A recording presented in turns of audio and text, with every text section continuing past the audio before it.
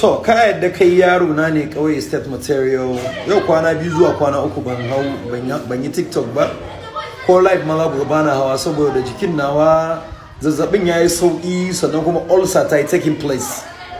Yauwa shine abin da yake damuna amma dai da sauki jikina. Yau sun da yanzu ma shayi na gama sha kuma ina dan shan Lucozade boost yanzu yauwa. Kai kauye state material kwanakin baya kai irin wannan bidiyon kana cewa wai ba ni da sana'a, arziki na ka ci a TikTok ka samu suna na farko kenan.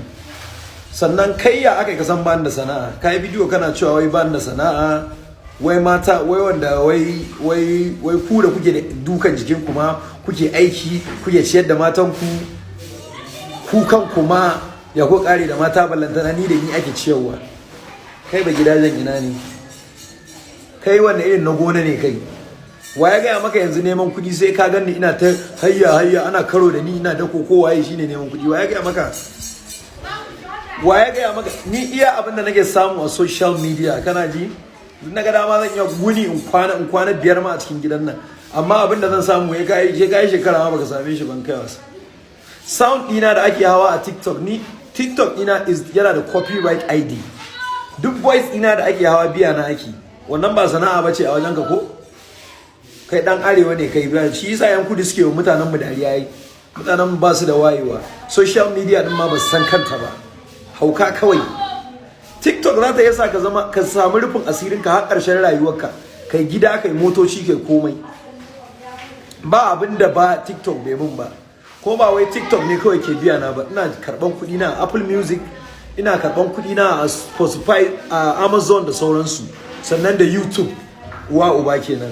Sannan shi kan shi TikTok din ni ina da lifetime gifters a TikTok, ka gane?